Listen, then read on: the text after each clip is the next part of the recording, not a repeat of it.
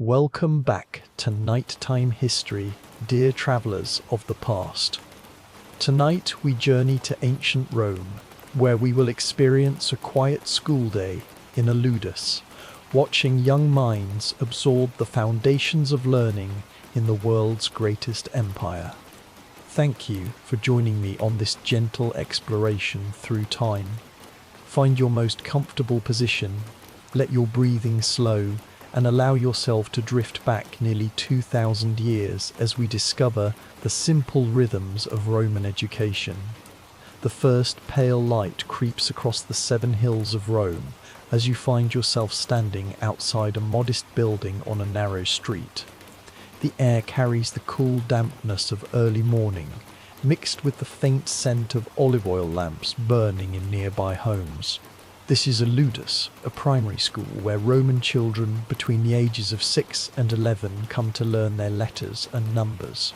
Most people think Roman schools were grand marble halls filled with scrolls, but actually the typical ludus was quite humble, often just a single room rented by a teacher called a literator.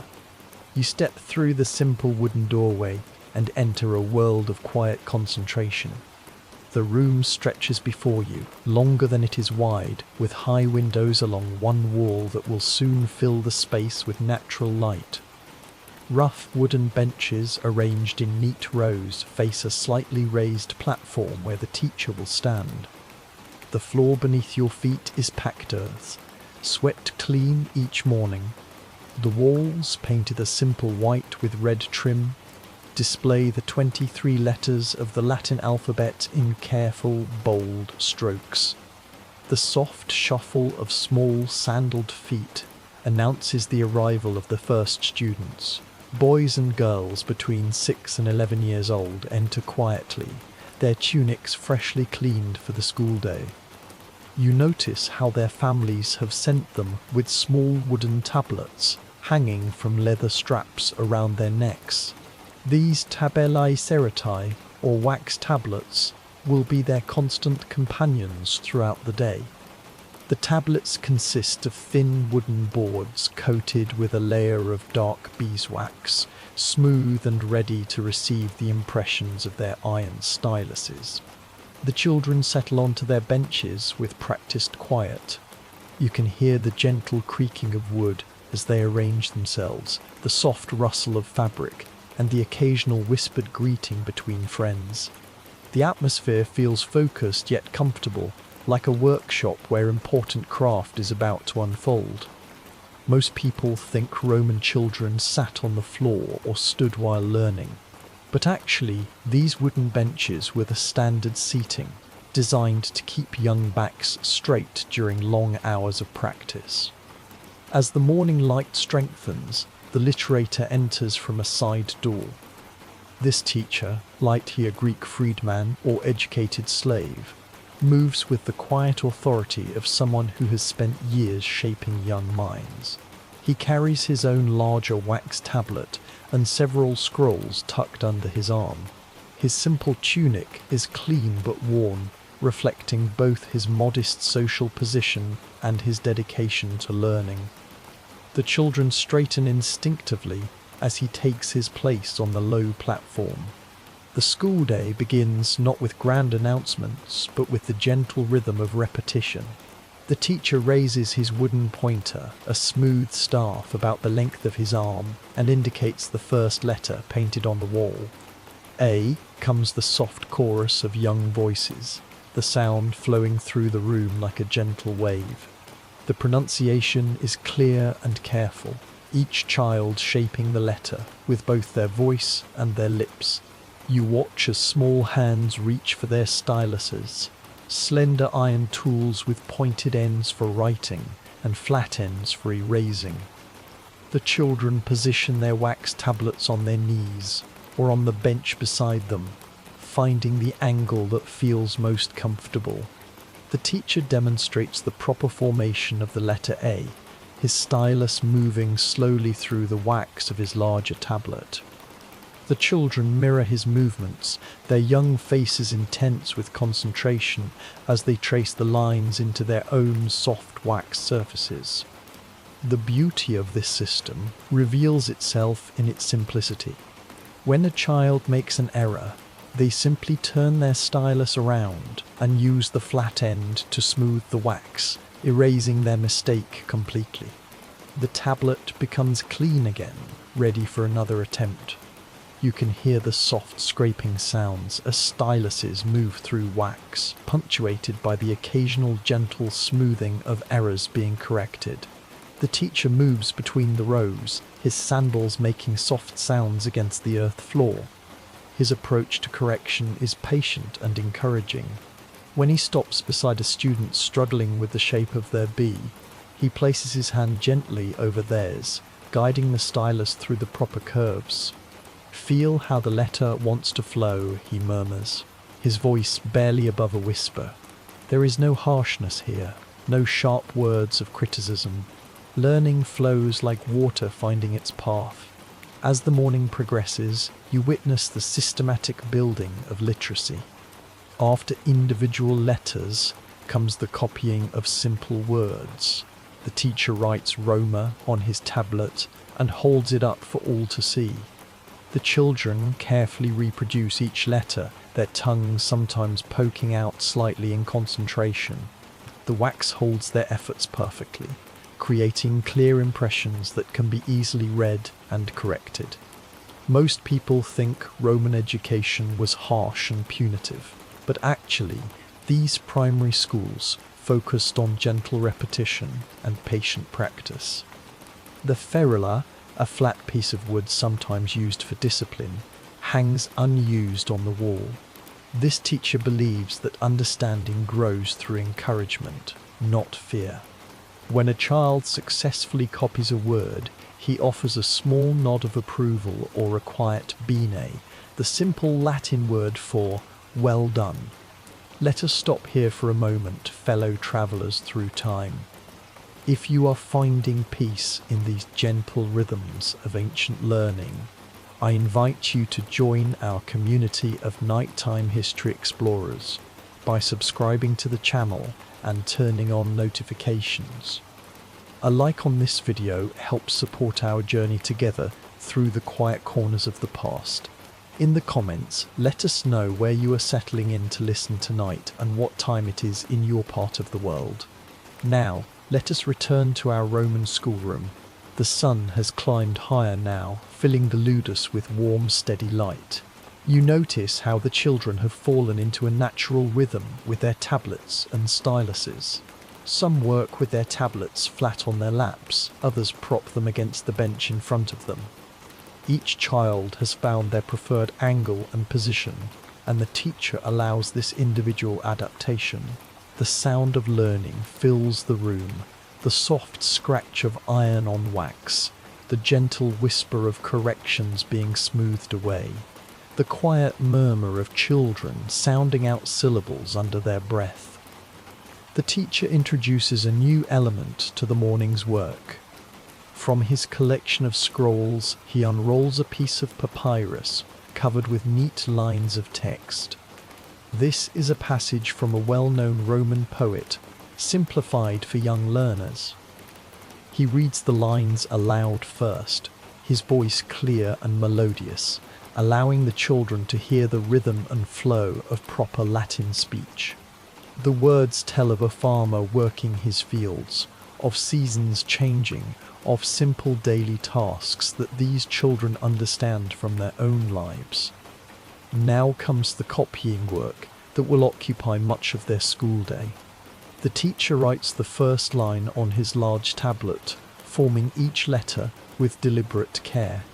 Agricola, in agro laborat, he writes. The farmer works in the field. Simple words, but each one a building block in the great structure of Latin literacy. The children bend to their own tablets, beginning the patient work of reproduction. You move closer to watch a young girl, perhaps 8 years old, as she carefully shapes each letter. Her stylus moves slowly and deliberately through the soft wax. When she forms the letter R, she pauses to examine her work, comparing it to the teacher's model. Something about the curve does not satisfy her, so she turns her stylus and gently smooths the wax, preparing to try again. This process of self-correction, of striving for accuracy without external pressure, forms the heart of Roman elementary education. The morning air grows warmer, and you can hear the sounds of the city awakening outside. Cartwheels on stone streets, vendors calling their wares, the distant sound of construction as Rome continues its endless growth. But inside the ludus, the atmosphere remains focused and calm. These children are learning more than letters and words. They are absorbing the discipline of attention, the satisfaction of gradual improvement, the quiet pride that comes from mastering something difficult through patient practice. As the copying exercise continues, you observe the subtle interactions between students. When a boy struggles with a particularly challenging word, the girl beside him quietly angles her tablet so he can see her work. The teacher notices this small act of kindness and offers both children an approving smile. Community and cooperation are being learned alongside literacy, woven naturally into the fabric of the school day. The wax tablets themselves tell a story of Roman ingenuity and practicality. These simple tools make learning accessible and affordable. A single tablet can be used thousands of times, written on and erased again and again. They require no expensive ink or precious papyrus. Most people think Romans wrote primarily on papyrus scrolls, but actually these wax tablets were the primary writing surface for students and for everyday business throughout the empire. They were the notebooks, scratch pads, and practice sheets all rolled into one durable, reusable tool. The wax beneath the children's styluses begins to warm slightly from the increasing sunlight streaming through the windows. You notice how the teacher has positioned the benches to take advantage of this natural light, angling them so that right-handed students won't cast shadows across their work. This careful attention to practical details reveals the experience of someone who understands how learning actually happens, not just what should be taught. Moving closer to examine the tablets themselves, you discover intricate details that speak to Roman craftsmanship. The wooden frames are made from local poplar or beech, sanded smooth to prevent splinters in young hands. The wax coating is not pure beeswax, as you might expect, but a careful mixture of beeswax, charcoal dust, and a small amount of resin from pine trees. This combination creates the perfect writing surface, dark enough to show the pale scratches of the stylus clearly, yet soft enough to accept impressions without cracking. The edges of each tablet are raised slightly above the wax surface, creating a protective border that prevents the wax from being accidentally scraped away when tablets are stacked or carried. You run your fingers along one of these raised edges and feel how worn smooth they have become from countless young hands gripping them day after day. Some tablets show the careful repairs of a devoted teacher, small cracks in the wood reinforced with thin strips of bronze, wax surfaces that have been carefully remelted and smoothed when they became too scarred for clear writing. Most people imagine Roman schools as austere, silent places where children sat rigidly at attention, but actually the atmosphere in this ludus feels surprisingly relaxed and human. The teacher allows quiet conversation between exercises, understanding that learning is a social process. When one child finishes copying a line, they naturally glance at their neighbour's work, not to cheat, but to confirm their own understanding. The soft murmur of children helping each other with difficult letter formations creates a gentle background hum that speaks of cooperation rather than competition. The room itself reveals careful thought about the needs of young learners. The ceiling is high enough to prevent the space from feeling cramped when filled with active children, but low enough to retain warmth during Rome's occasionally cool mornings. Small oil lamps hang from iron brackets along the walls, ready to supplement natural light on cloudy days. The wicks have been trimmed recently, and you can smell the faint, pleasant scent of olive oil that will burn cleanly without producing much smoke. Along one wall, a series of wooden pegs holds the children's outer garments. Even in this simple detail, you see Roman practicality at work. The pegs are positioned at different heights to accommodate children of various ages, and each is carved with a simple symbol, a bird, a flower, a geometric shape. These symbols serve as name tags for children who cannot yet read their own names fluently. A young boy retrieves his cloak from the peg marked with a carved dolphin, running his finger over the smooth indentations with obvious familiarity. The teacher's area at the front of the room contains its own carefully arranged collection of tools. His larger wax tablet, nearly twice the size of the children's, rests on a simple wooden stand that allows him to tilt it at the perfect angle for demonstration. Beside it, several scrolls wait in a cylindrical container made from fired clay, their wooden handles visible like the spokes of a wheel. These are not the expensive illustrated scrolls found in wealthy Roman homes, but practical teaching materials, collections of simple sentences, basic vocabulary lists, and short moral stories suitable for young minds. Most people think Roman teachers used elaborate teaching aids and visual displays, but actually the most effective tool in this ludus is the teacher's voice itself.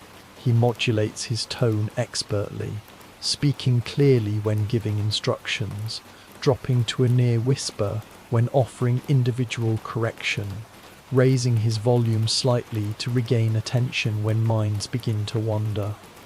His Greek accent adds a musical quality to his Latin, and you notice how the children unconsciously mirror his careful pronunciation. The benches themselves tell a story of adaptation and practical wisdom. Made from local oak, they are worn smooth by generations of young Romans who have sat here learning their letters. The wood has developed a warm patina that feels pleasant under your hand.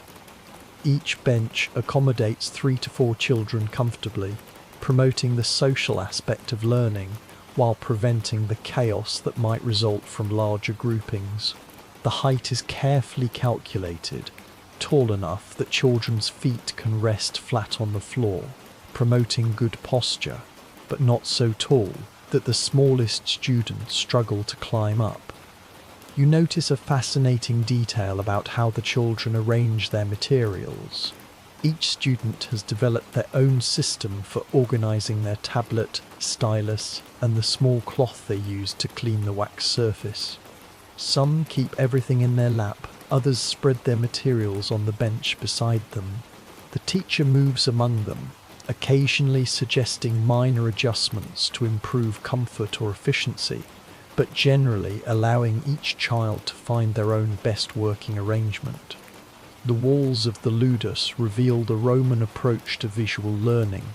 Besides the alphabet painted in clear, simple letters, you see numerical symbols and basic arithmetic problems worked out in red paint on white plaster. The paint has faded slightly with age, giving the room a gentle, well-used appearance rather than the stark formality you might expect. Small chips and scratches in the plaster speak of years of active use, of styluses accidentally dropped, of children's hands touching the walls during moments of distraction. Near the teacher's platform, a wooden cabinet with simple bronze hinges holds the school's modest library. Through its partially open door, you glimpse additional wax tablets, spare styluses, small containers of prepared wax for repairs, and a few precious papyrus scrolls wrapped in linen cloth. This cabinet represents a significant investment for a teacher of modest means, yet it is essential for providing the variety of texts needed to guide students through their progression, from simple letter recognition to basic reading comprehension. The acoustics of the room prove surprisingly sophisticated for such a simple space. The high ceiling and hard surfaces might seem likely to create echoes, but the presence of 30 young bodies, their clothing, and the wooden benches actually creates perfect sound absorption. When the teacher speaks from the front of the room, his voice carries clearly to every corner without seeming harsh or strained. When the children recite together, their voices blend into a harmonious chorus that fills the space without becoming cacophonous. As the morning progresses, you observe how the teacher subtly manages the physical environment to maintain optimal learning conditions. He opens or closes wooden shutters to adjust the light as needed. When the sun moves and creates a glare on some children's tablets, he quietly repositions a few benches without interrupting the flow of the lesson. These small adjustments happen so naturally that the children barely notice, yet they ensure that everyone can see and work comfortably throughout the changing day. The floor of the ludus, packed earth covered with a thin layer of sand, serves multiple practical purposes. It provides a stable, level surface for the furniture while remaining softer underfoot than stone. The sand can be easily swept and replaced when it becomes dusty, maintaining cleanliness without the expense of tiles or wooden flooring. During writing exercises, children occasionally drop their styluses, and the sand prevents them from breaking or becoming damaged. The soft sound of tools hitting sand rather than hard stone helps maintain the peaceful atmosphere essential for concentration. Most people assume Roman schools were uniform and standardized, but actually each ludus reflected the personality and resources of its teacher. This particular teacher has added small personal touches that create warmth and character. A small window shelf holds a pottery bowl filled with smooth river stones that children can hold and squeeze when they feel restless or frustrated. A length of rope hangs coiled on a wall peg, available for geometry lessons or physical exercise during breaks. These simple additions transform a basic rented room into a genuine learning environment, tailored to the needs of young minds. The very simplicity of the ludus environment serves the learning process in ways that more elaborate schools might not. Without distracting decorations or complex equipment, attention naturally focuses on the essential elements, the relationship between teacher and student, the gradual mastery of fundamental skills, the quiet satisfaction of steady progress. The room feels timeless, as if the process of learning to read and write has always happened in exactly this way, with exactly these tools, in exactly this atmosphere of patient concentration. The teacher lifts his stylus and approaches the painted alphabet on the wall.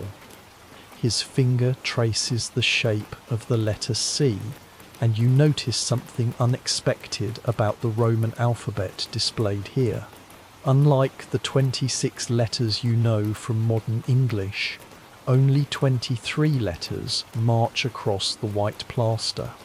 The letters J, U, and W are nowhere to be seen.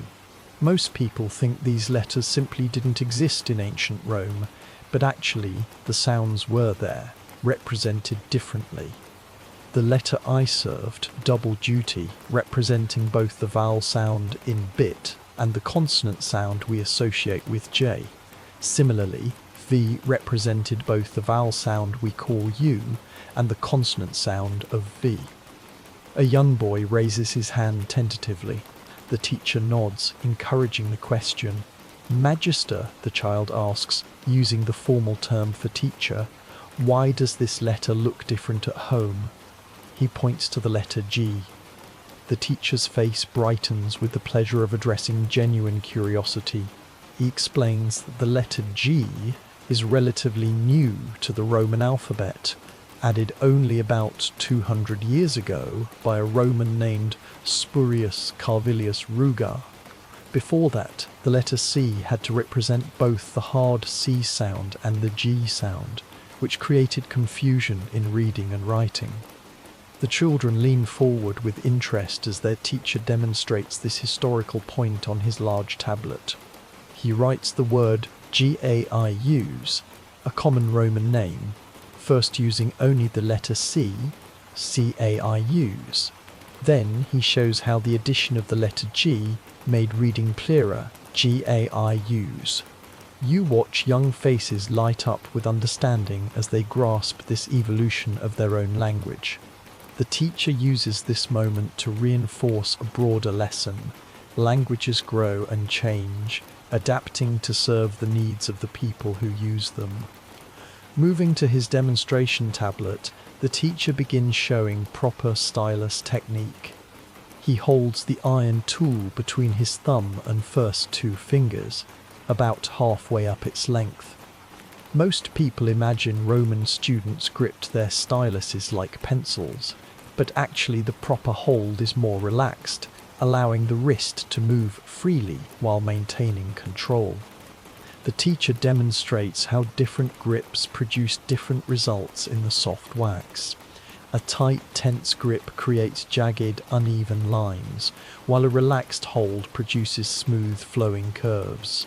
The children practice this grip, holding their styluses in the air and making letter shapes without touching their tablets. You can see the teacher's wisdom in this approach. By practicing the motion before committing it to wax, students develop muscle memory and confidence. Their small hands adjust gradually to the weight and balance of the iron tools, learning to let the stylus do the work rather than forcing it through the wax. When the practice motions look smooth and natural, the teacher gives permission to begin writing on the tablets. The first letter they tackle is A, and you watch as 30 young Romans carefully press their styluses into the dark wax. The sound is surprisingly musical, a soft chorus of iron points creating tiny grooves, punctuated by the gentle scraping as some children adjust their pressure or correct their angles. A fascinating detail emerges as you observe the children's technique. Roman writing moves from left to right, just as modern English does, but many ancient civilizations wrote right to left or even alternated directions with each line. The left to right direction creates particular challenges for right-handed students whose hands can smudge or obscure their work as they progress across the tablet. The teacher shows them how to rest their writing hand on a small wooden strip placed above their current line, keeping their palm off the wax surface while maintaining steady control. The letter formations themselves reveal the practical origins of the Roman alphabet. The letter A, the teacher explains while demonstrating its construction, began as a simplified drawing of an ox head turned upside down.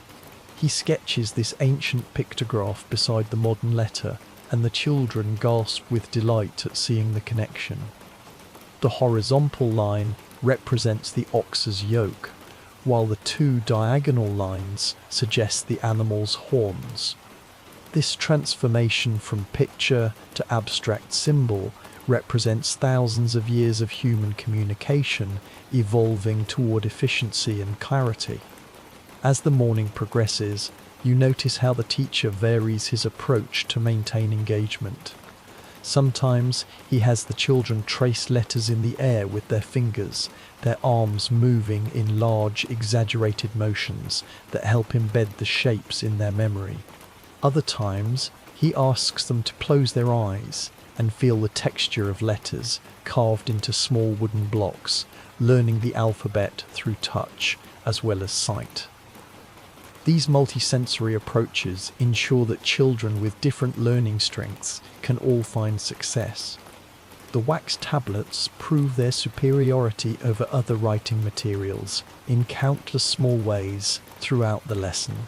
When a student presses too hard and creates an unwanted deep gouge, the teacher shows how warming the tablet slightly near the oil lamp softens the wax, allowing the error to be completely smoothed away. When another child's stylus slips during a complex letter like R, creating an extra line, the flat end of the tool erases the mistake instantly, leaving no trace of the error. Most people think papyrus was the primary writing material in Roman schools, but actually these reusable wax tablets were far more practical for learning, allowing endless practice without the expense of constantly replacing writing surfaces. The copying exercises reveal sophisticated pedagogical thinking. Rather than simply having children reproduce random letters, the teacher selects combinations that reinforce proper formation while building toward meaningful words. Today's sequence moves from single letters to letter pairs that commonly appear together in Latin QU, TH, CH. These combinations teach students to see patterns in their language while practicing the physical skills of writing. You watch a girl of about 9 working on the letter combination SC. Her first attempt produces 2 letters that seem to float separately on the tablet, disconnected and awkward.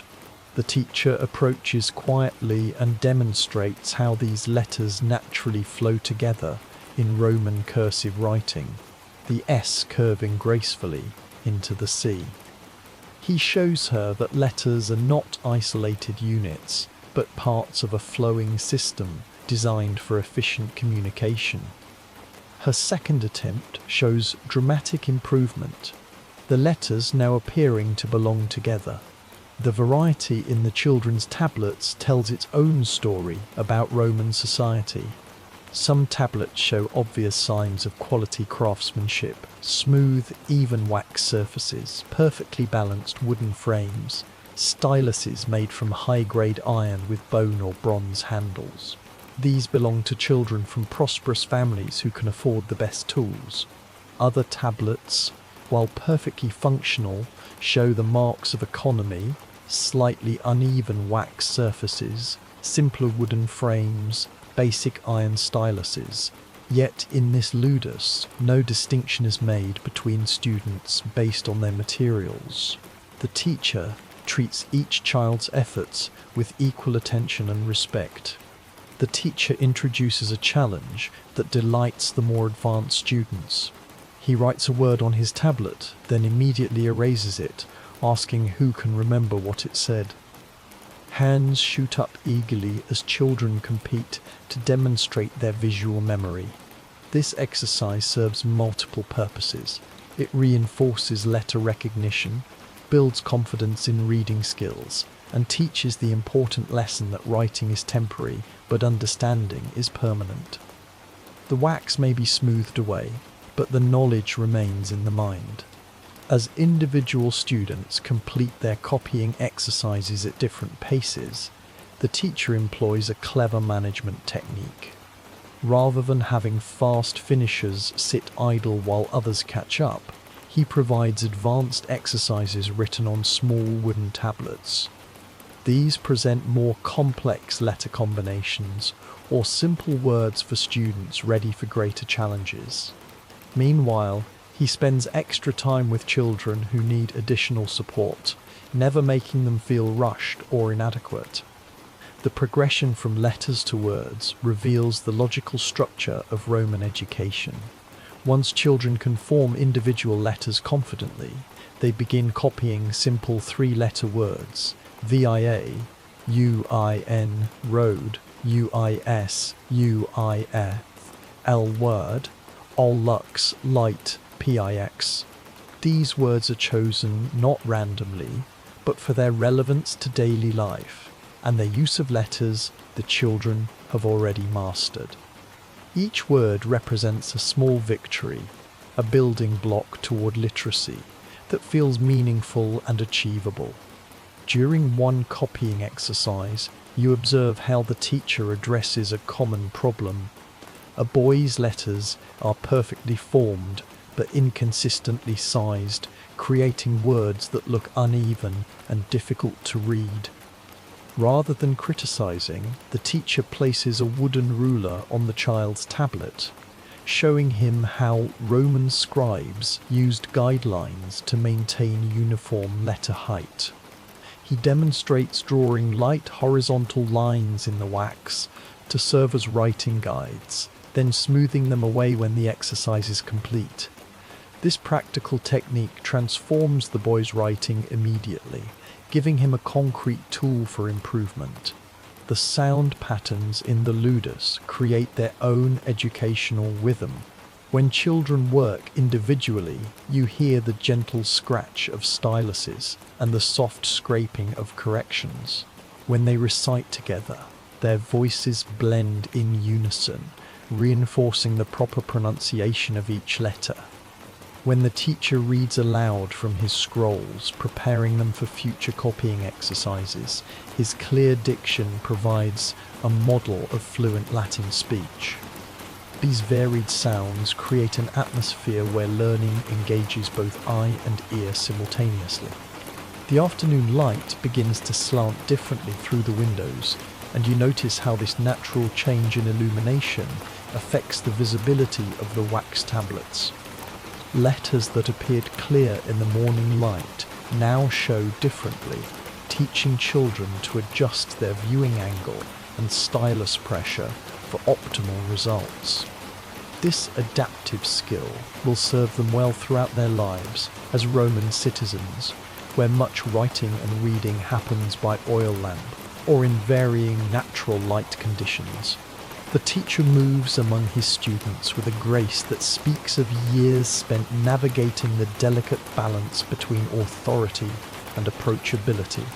His sandaled feet make barely a whisper against the sandy floor as he pauses beside a young girl struggling with the letter Q.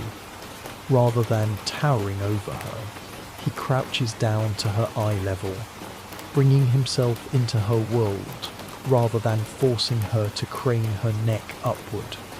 This simple gesture reveals a fundamental truth about effective Roman teaching that contradicts popular assumptions about ancient education being harsh and domineering. You observe how the teacher's voice becomes his primary tool for classroom management. When the gentle hum of concentration grows too loud, threatening to become distracting chatter, he doesn't shout or demand silence. Instead, he simply begins speaking more quietly, forcing the children to listen more carefully. Within moments, the room settles back into focused quiet. The students naturally adjust their own volume to match his. Most people imagine Roman teachers ruled through fear and intimidation, but actually the most successful educators understood that genuine learning requires trust and emotional safety. The hierarchy in this ludus operates on multiple levels that reflect the complexity of Roman society itself. The teacher, despite being likely a freedman or educated slave, commands absolute respect within these walls. His knowledge and skill elevate him above the social distinctions that might matter in the forum or marketplace. The children, regardless of their family's wealth or status, must earn advancement through demonstrated competence. A senator's son sits beside a shopkeeper's daughter, both working equally hard to master their letters. When a boy near the back of the room begins to fidget restlessly, tapping his stylus against his tablet in an increasingly distracting rhythm, the teacher's response demonstrates sophisticated understanding of child psychology. He doesn't scold or punish the restless student.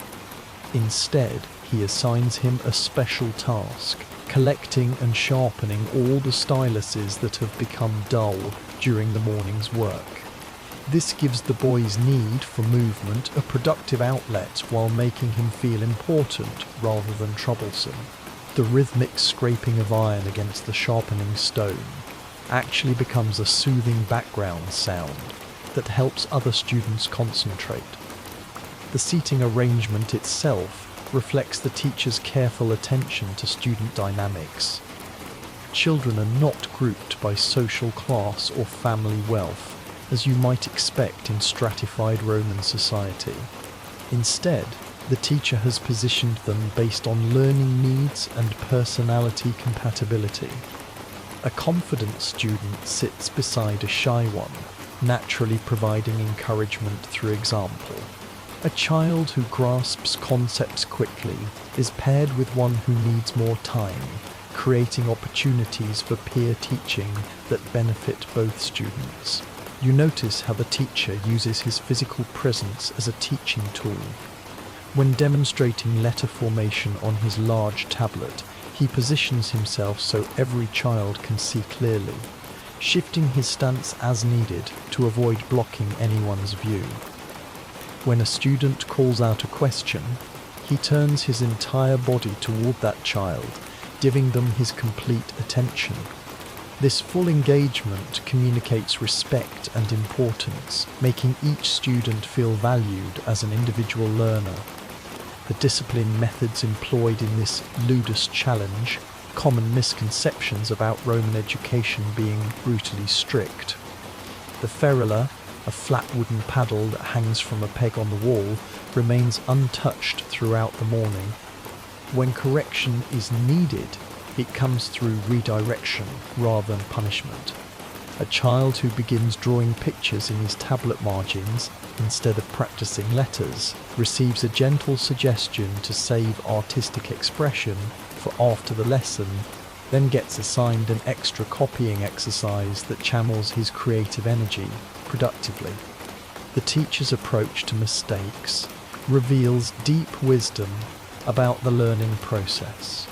When a student forms a letter backwards or creates unrecognizable shapes in the wax, there are no harsh words or expressions of disappointment. Instead, the teacher treats each error as valuable information about the student's current understanding. He might say, "I see you're trying to make the letter face this direction. Let me show you why Romans decided it should face the other way." This reframes mistakes as natural steps in the learning journey rather than failures to be ashamed of. Most people think Roman teachers lectured constantly while students passively absorbed information, but actually this ludus buzzes with interactive learning. The teacher frequently asks questions that require students to think rather than simply recite. "Why do you think the Romans needed a letter for this sound?" he asks after introducing a new symbol. The children offer tentative theories and he builds on their responses, guiding them toward understanding rather than simply providing answers. This Socratic method, borrowed from Greek educational tradition, helps students develop reasoning skills alongside literacy. The progression of authority within the classroom follows subtle but important patterns. Beginning students look primarily to the teacher for guidance and approval. More advanced children begin to help their struggling classmates, earning the teacher's praise for this assistance. The most accomplished students occasionally lead small group exercises, preparing them for future leadership roles in Roman society. This gradual shift from dependence to independence mirrors the broader Roman educational goal of producing citizens capable of self-governance. You observe a particularly telling moment when two children disagree about the correct formation of the letter M. Rather than immediately providing the answer, the teacher encourages them to examine examples from different sources: the painted alphabet on the wall, letters carved into wooden blocks, and samples from various scrolls. Through this investigation, the children discover that slight variations in letter formation are acceptable as long as the essential shape remains clear.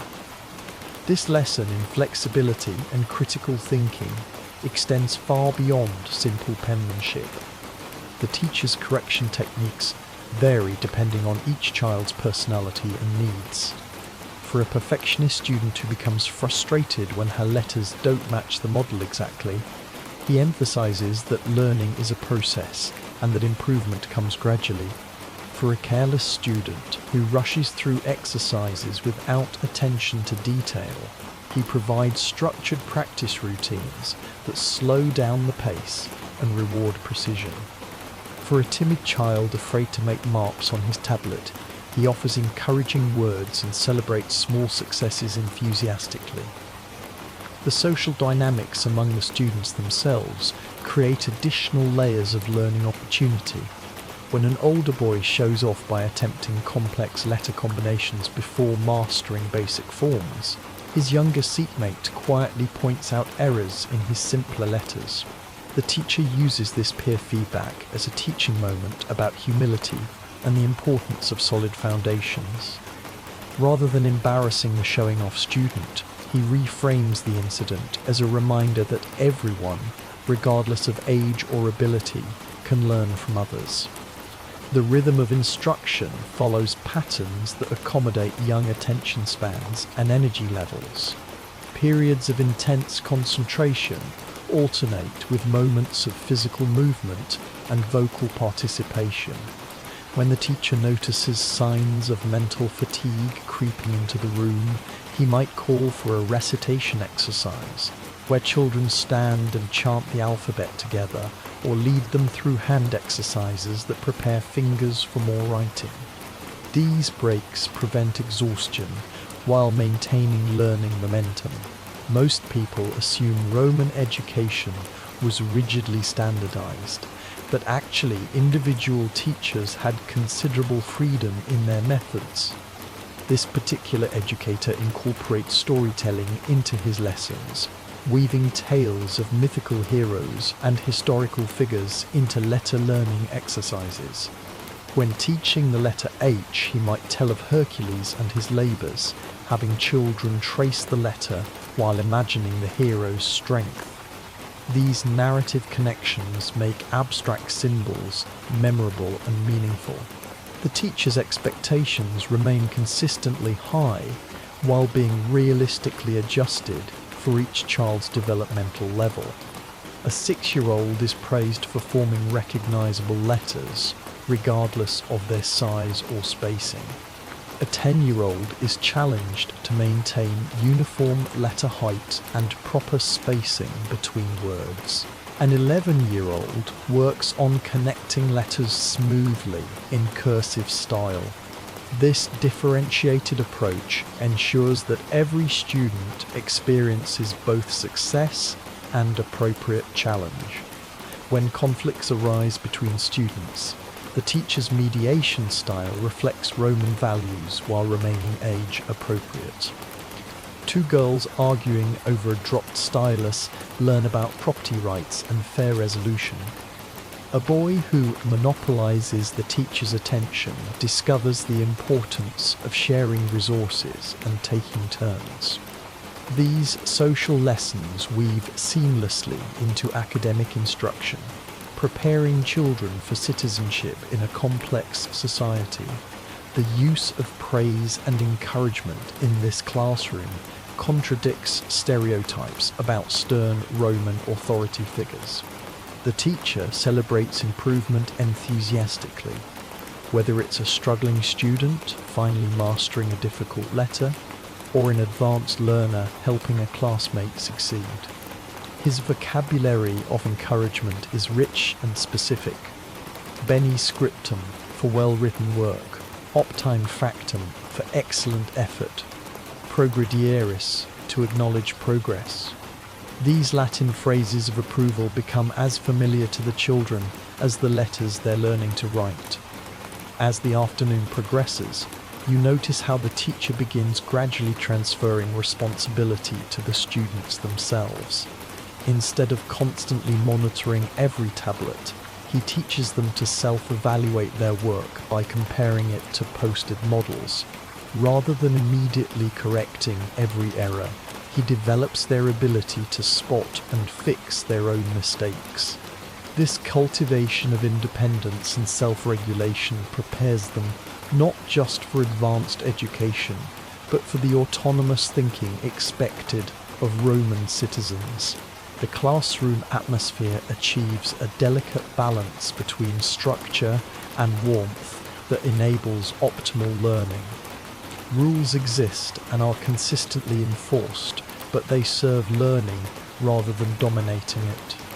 Respect flows both ways, with the teacher showing genuine care for his students' progress while expecting them to honour the learning environment. This mutual regard creates a community of learners rather than simply a collection of individual students receiving instruction. The teacher reaches into his wooden cabinet and withdraws a curious object that immediately captures the children's attention. It appears to be a wooden board about the size of a large tablet, marked with parallel grooves running its length. Small pebbles rest in neat rows within these channels, their smooth surfaces worn by countless fingers. This is an abacus, the calculating machine that makes Roman commerce and engineering possible. Most people think Romans performed all calculations in their heads or on paper.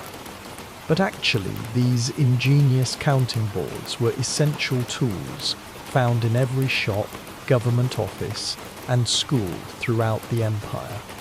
The children gather closer as the teacher places the abacus on his demonstration stand. The board contains 11 parallel grooves, each representing a different value: units, tens, hundreds, thousands, and so forth. In the rightmost groove, individual pebbles represent ones. In the next groove to the left, each pebble represents 10 units. The pattern continues, with each groove representing 10 times the value of the groove to its right. You can see understanding dawn on young faces as they grasp this elegant system of place value that makes complex calculations manageable.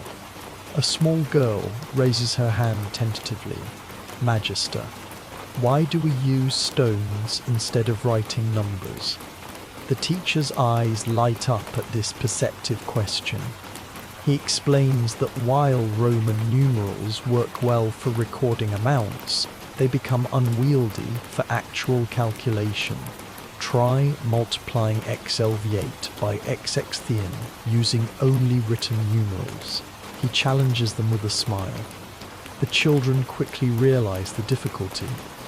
The abacus transforms these cumbersome calculations into simple physical manipulations of counting stones. The teacher begins with basic addition, a concept that comes alive through the tactile experience of moving pebbles between grooves. To demonstrate 5 plus 3, he places 5 stones in the unit's groove, then adds 3 more. The children count along: sex, septem, octo, 6, 7, 8. When the total reaches 10, he removes all 10 pebbles from the unit's groove and places 1 pebble in the tens groove. This physical representation of carrying over makes the abstract concept concrete and understandable. You observe how this hands-on approach engages different types of learners. Visual students see the patterns in the stone arrangements. Kinesthetic learners benefit from actually moving the calculating pieces. Auditory learners hear the soft clicking of pebbles against wood and the rhythmic counting that accompanies each operation. The teacher has unconsciously created a multisensory learning environment that accommodates various learning styles. A sophisticated pedagogical approach that modern educators would recognize and appreciate. The Roman numeral system itself reveals fascinating complexities as the lesson progresses. Most people think Roman numerals simply stack identical symbols, but actually the system uses sophisticated shortcuts that reduce writing effort and increase clarity. The teacher demonstrates how writing 4 as IV instead of third saves both time and space. He explains that this subtractive notation, where a smaller number before a larger one means subtraction, was a Roman innovation that made their number system more efficient than earlier versions. The children practice writing these numerals on their wax tablets, but you notice something unexpected about Roman numerical notation. Unlike the elaborate carved numerals you might see on monuments, everyday Roman numbers look surprisingly casual and quick to write. The teacher shows them how merchants and clerks often abbreviated and simplified numerical symbols for speed. The number 8 might be written as a single vertical line crossed by 3 horizontal strokes, rather than the formal 8 found in official inscriptions. As the mathematics lesson develops, the teacher introduces a practical problem that illuminates Roman commercial life. A potter sells amphora for 3 sestertii each. How much will 5 amphora cost? The children eagerly manipulate their practice abacuses, moving pebbles to represent the multiplication. Some figure out that they can add 3 5 times, while others discover they can add 5 3 times. Both approaches yield the same answer, 15 sestertii. This exploration of different solution paths encourages mathematical thinking rather than rote memorization. The calculations grow more complex as the teacher presents real-world scenarios familiar to the children. A baker needs to buy wheat for bread. Grain costs 12 denarii per modius, and he needs 7 modii. The children work through this multiplication using their counting boards, learning to manage the carrying process when partial products exceed 10. You watch small fingers carefully moving pebbles from groove to groove, their faces intense with concentration as they track the mathematical logic. Most people imagine Roman mathematics was primitive compared to later developments, but actually, Roman practical arithmetic was remarkably sophisticated. The teacher demonstrates how merchants could calculate percentages for taxes, discounts and profits using the abacus system. He shows how to find 1/10 of any amount by simply moving all pebbles, 1 groove to the right, effectively dividing by 10. Similarly, to find 1/100th of an amount, pebbles move 2 grooves rightward.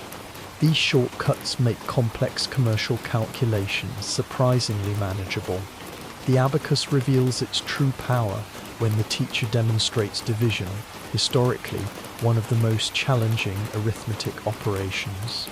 To divide 48 by 6, he places 4 pebbles in the tens groove and 8 in the units groove. Then he methodically removes groups of 6, keeping track of how many complete groups he can extract. The children count along as he creates 8 piles of 6 pebbles each, with none remaining. The quotient, 8, emerges naturally from this physical process of repeated subtraction. You notice how the teacher seamlessly integrates Roman cultural values into mathematics instruction. When presenting word problems, he chooses scenarios that reinforce important social concepts.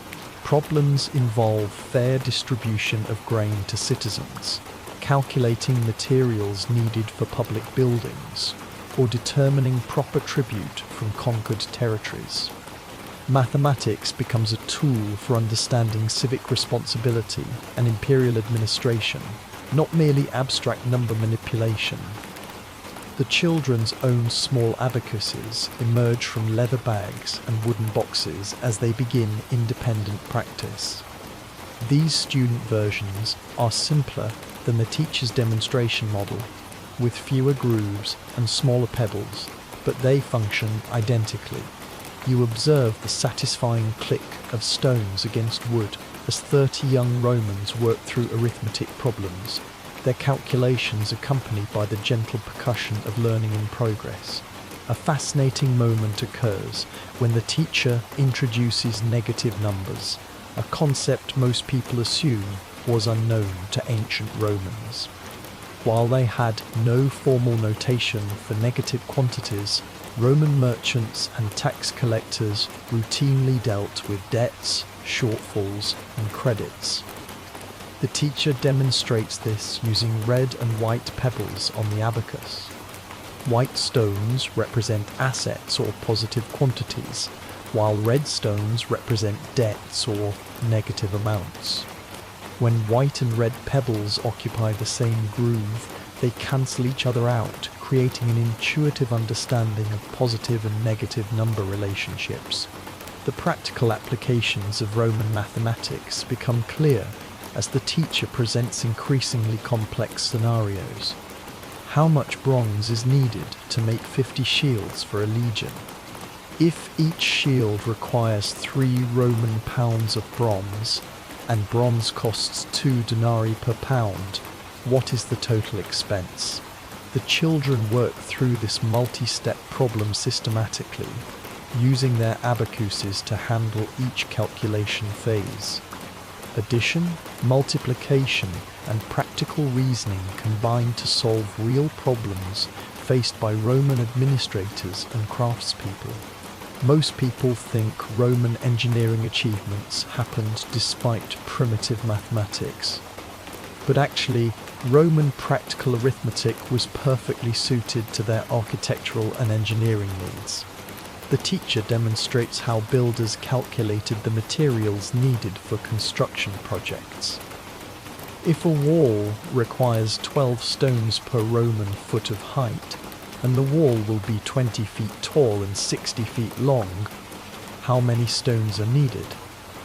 The children discover that their humble pebbles and grooves can solve the same problems that enable the construction of aqueducts, roads, and massive public buildings. The lesson takes an unexpected turn when the teacher introduces fractions using the Roman system of subdivision. Rather than using modern fractional notation, Romans worked with a duodecimal system based on 12 parts. The teacher produces a bronze disc marked with 12 equal divisions, explaining that Romans thought of fractions in terms of portions of a whole unit. Half becomes 6/12, 1/3 becomes 4/12, and so forth. This system, while different from modern approaches, proves remarkably practical for everyday Roman commerce and measurement. As the mathematics session continues, you observe how calculation and literacy reinforce each other. The children must read number words written in Latin, interpret written problem scenarios, and record their answers using proper Roman numerical notation. Mathematical thinking strengthens their overall cognitive development, while linguistic skills enable them to communicate mathematical ideas clearly. The integration of these subjects reflects Roman educational philosophy that valued practical, interconnected learning over isolated skill development. The teacher's assessment methods prove as sophisticated as his instruction. Rather than testing rote memorization, he observes how children approach unfamiliar problems, noting their thinking strategies and error patterns. When a student consistently makes the same type of mistake, he provides targeted practice rather than general review. When another child demonstrates unusual insight or creativity in problem solving, he offers more challenging scenarios to stretch that student's capabilities. The afternoon light shifts again, casting longer shadows across the abacuses as the children continue their mathematical explorations. The rhythmic sound of pebbles moving between grooves creates a meditative quality that seems to enhance concentration. You realize that these simple tools are training more than arithmetic skills. They are developing logical thinking, systematic analysis, attention to detail, and persistence in the face of challenging problems. These cognitive abilities will serve these young Romans throughout their lives, whether they become merchants, administrators, engineers, or citizens participating in the complex governance of their expanding empire. The beauty of Roman mathematical education lies not in its theoretical sophistication, but in its practical relevance and accessible methods. Every calculation connects to real Roman life. Every problem prepares students for actual citizenship responsibilities, and every technique can be mastered through patient practice with simple, durable tools. As the pebbles continue their quiet dance across the wooden grooves, knowledge accumulates as steadily and surely as stones building the foundations of empire. The afternoon sun begins its gentle descent toward the 7 hills of Rome, painting the ludus in warm amber light that makes the wax tablets glow like honey. You watch as the teacher begins the quiet ritual of closing the school day, a process as carefully orchestrated as the morning's opening. The mathematical pebbles are gathered and returned to their leather pouches, their soft clicking a familiar end-of-day melody. The children's movements have grown slower and more deliberate as the hours of concentration take their natural toll, yet their faces show the quiet satisfaction of minds that have been well used and properly stretched. One by one, the students begin preparing their materials for the journey home. Styluses are carefully wiped clean with small cloths, removing any wax residue that might dull their points. The iron tools slip into leather sheaths or wooden cases, ready to serve again tomorrow. Tablets are inspected one final time, and several children choose to preserve their best work of the day, rather than smoothing it away.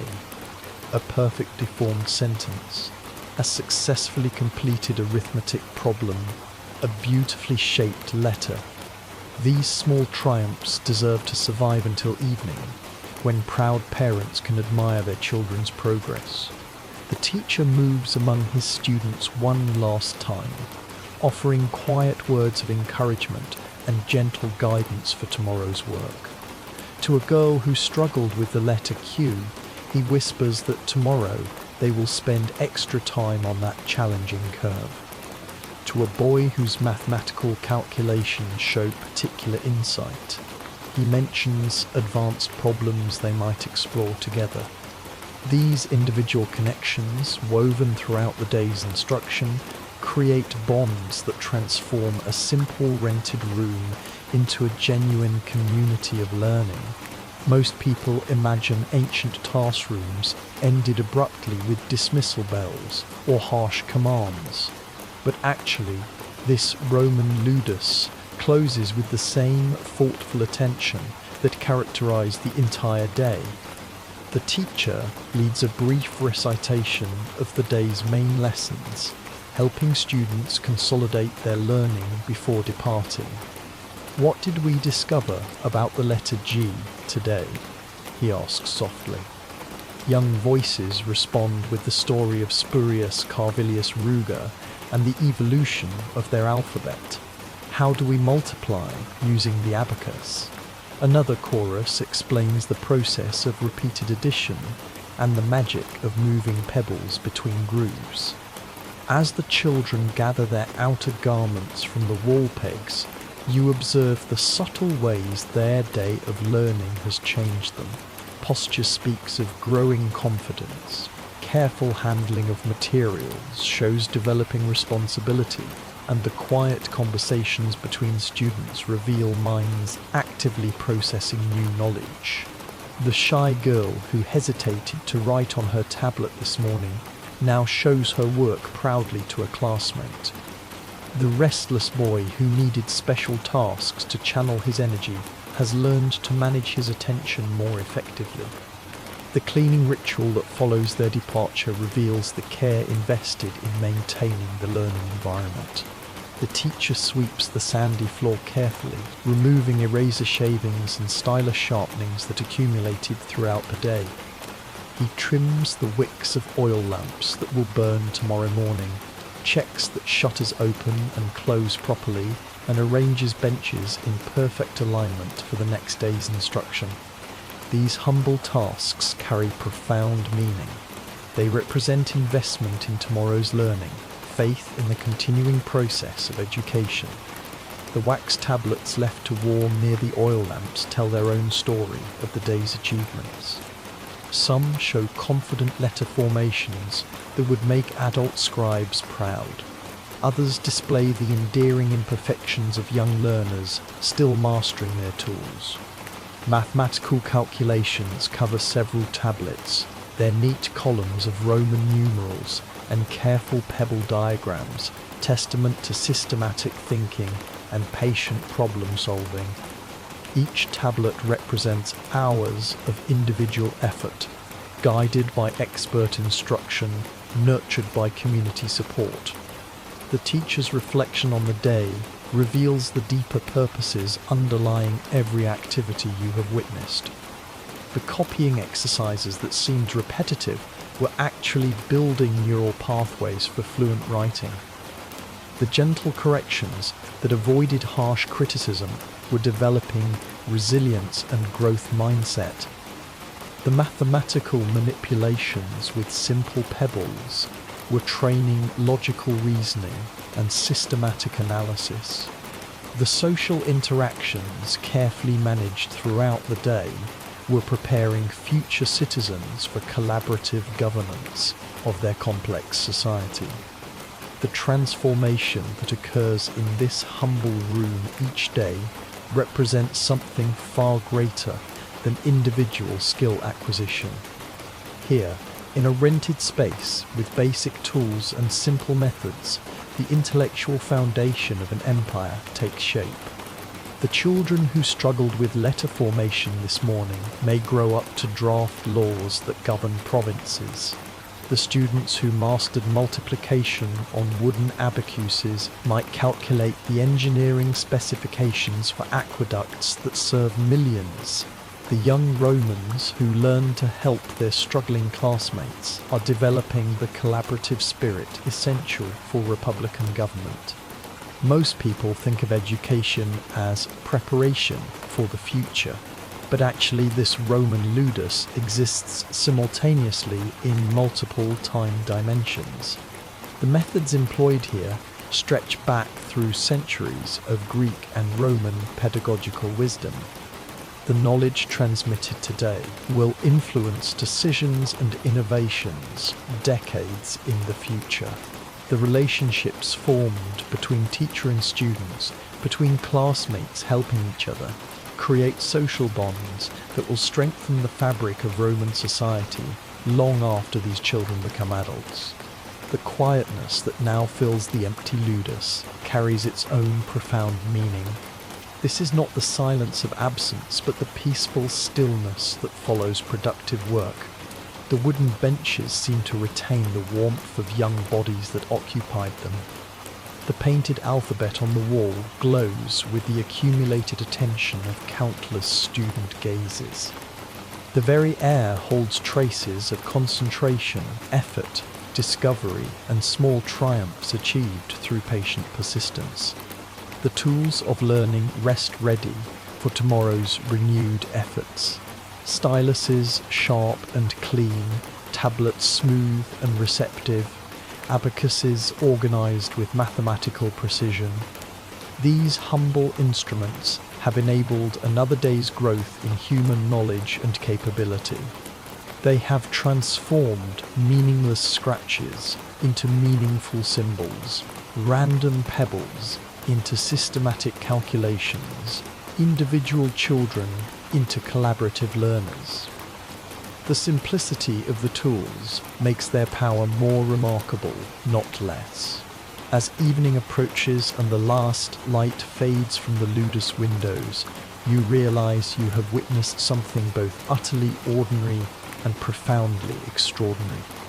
Ordinary in its daily repetition, its simple methods, its modest materials and humble setting. Extraordinary in its fundamental purpose, the transmission of human knowledge, the development of rational thinking, the cultivation of citizens capable of sustaining civilization itself.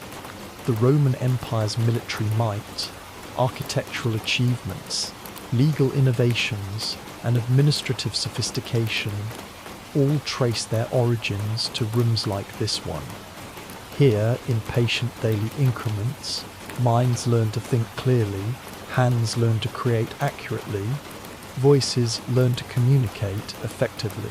The great achievements celebrated in marble inscriptions and bronze monuments begin with children learning to shape letters in soft wax, to count pebbles on wooden boards, to help classmates master difficult concepts. The teacher extinguishes the oil lamps one by one, their flames shrinking to glowing wicks before disappearing entirely. Darkness claims the ludus gradually, but the learning that occurred here today continues its journey in 30 young minds now scattered across the neighbourhoods of Rome. Tonight, parents will hear excited reports of mathematical discoveries and alphabetic adventures.